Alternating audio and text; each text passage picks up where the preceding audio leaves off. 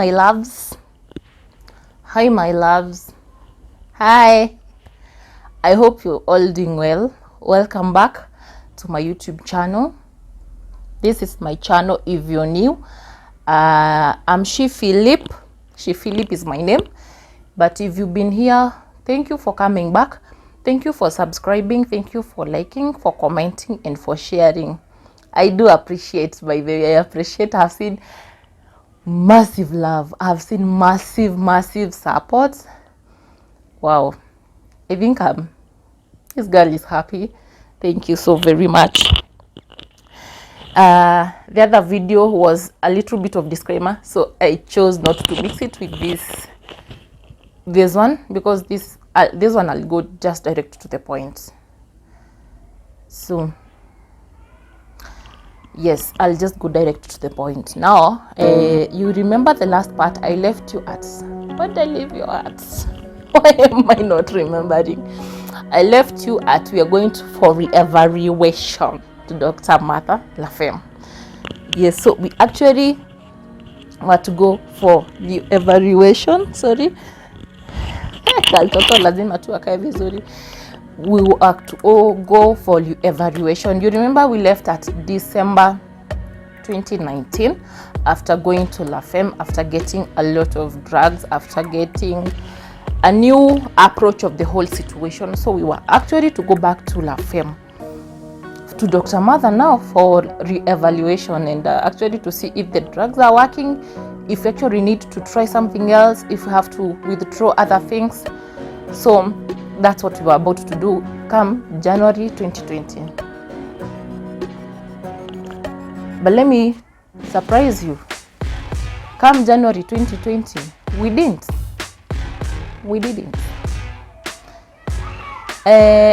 Mipango yetu ni mingi sana, let me just say, like Belmutua, lakini ya shetani ni maridadi.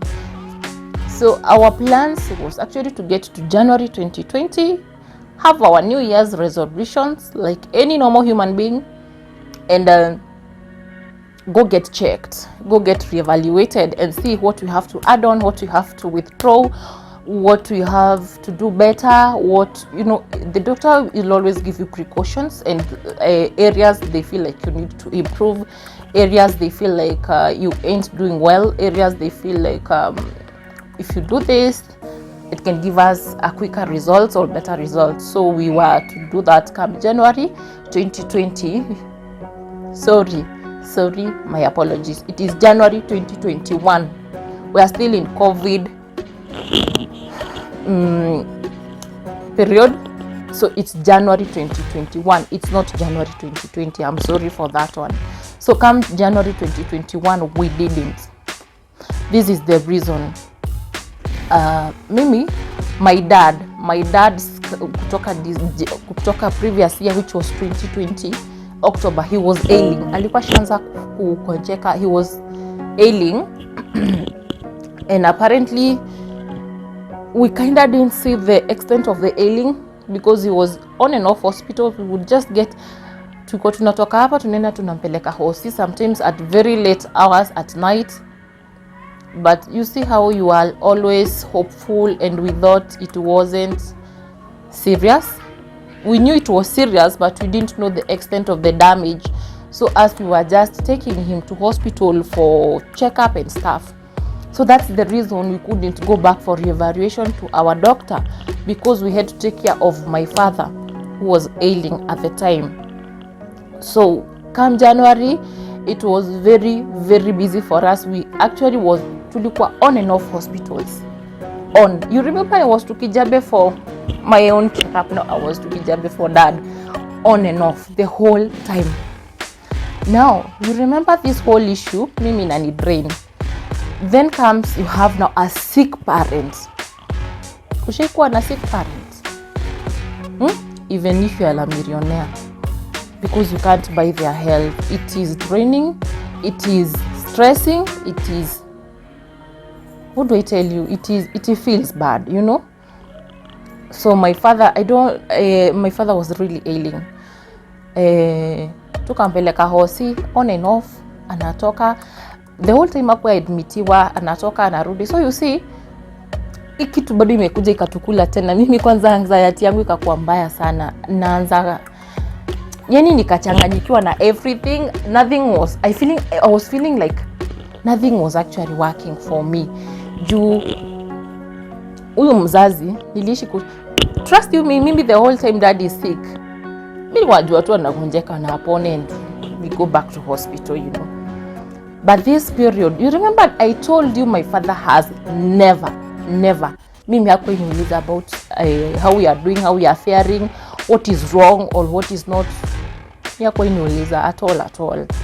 So this period I'm trying to cut this daddy story. Actually hakuna kitu painful kuongelelea like this. So I'm trying to really cut the story of dad. Ndio niwafikishe kwa doctor, you know.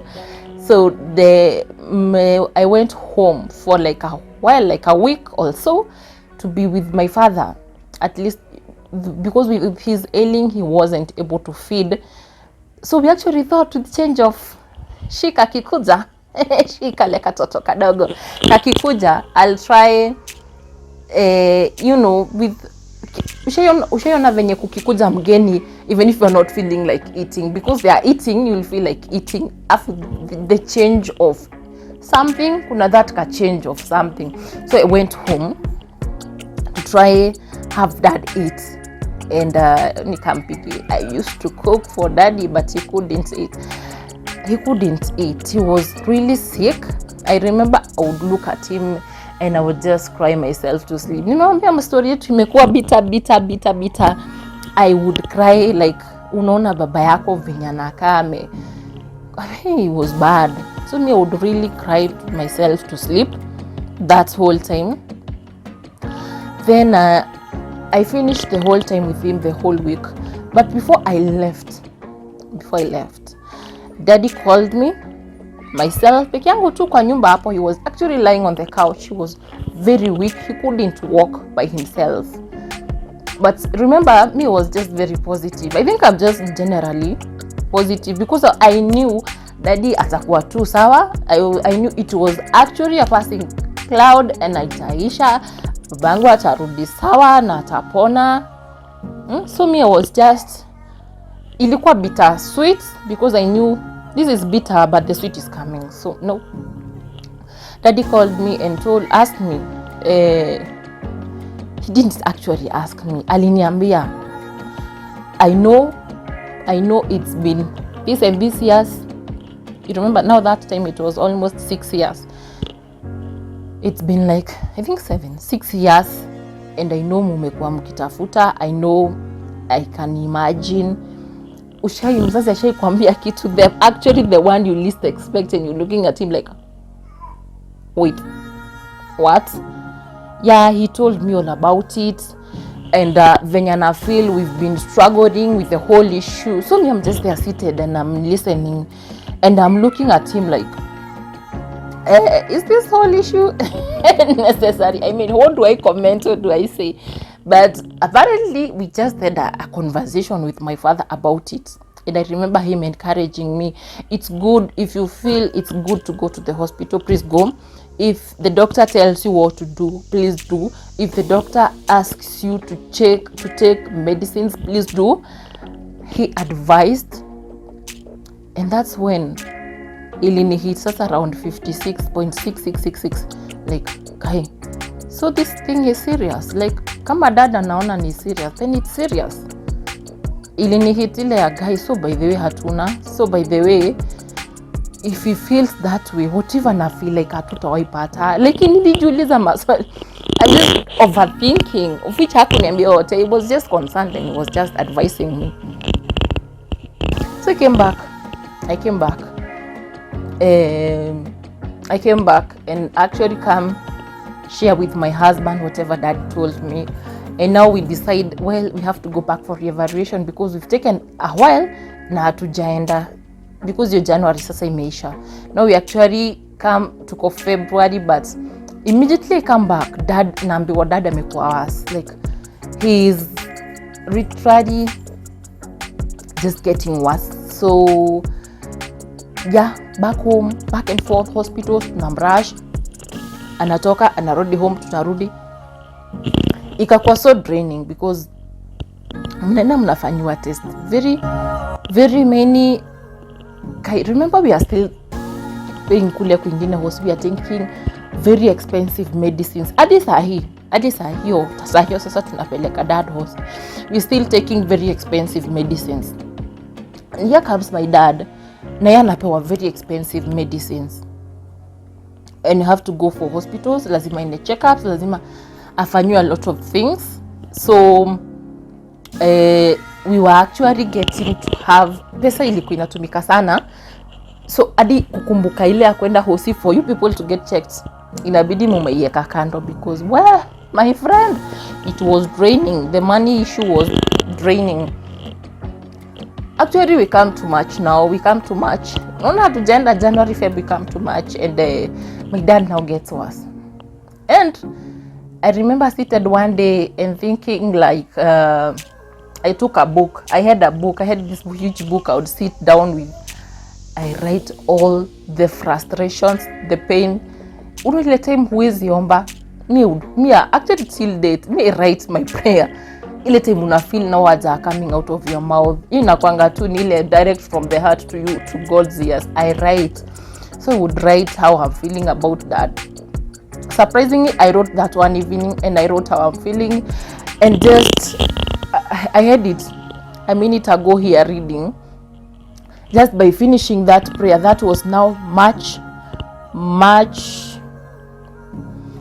before that prayer, Daddy got admitted. He got admitted on 11th of March because he got worse. So he got admitted on 11th of March. So I was to go see him on 13th of March. So that before I left, I wrote that prayer because our up country is a bit far. So we were to go spend, then come back the following day. So I wrote that prayer. And before I finished, I remember my prayer ended with, I surrender it all to you. You know how you write something and you don't know what it means. Like, I think I just surrender that to you for you to heal him. That was my prayer. And we left 13th, 14th came. Nimeenda, unakumbuka sasa tumeenda muona 13th in the hospital. Now come 14th still at home preparing to go see him. Then after seeing him, we come back to Nairobi to endelea life to then wait for that baby discharge to the day after all. So, but before we go for 14th, that very morning, the doctor calls. Remember I told you doctors, you need to stop hesitating. This one was now hesitating a million times on phone. He hesitates, and actually just as naive, just as you never see something bad coming. Me, I didn't feel like something bad was coming. So we just akatukaongea whatever we talked about with the doctor, and he very much insisted you have to go to hospital. So as we took a shower, left, tukatoka tukiwa a group of us, family, my family, his family, a number of people, we left to go see that baby. I was feeling so excited, you know, because the previous night I left him very well. We talked, so nilikuwa na feel very excited naenda kumuona tena. We went. Kuona nani? Kuona nani? I think by the time we got there, he was gone. And he was gone that very day, which is 14th of March. And I'm sorry, I think this still hurts very much, pretty much.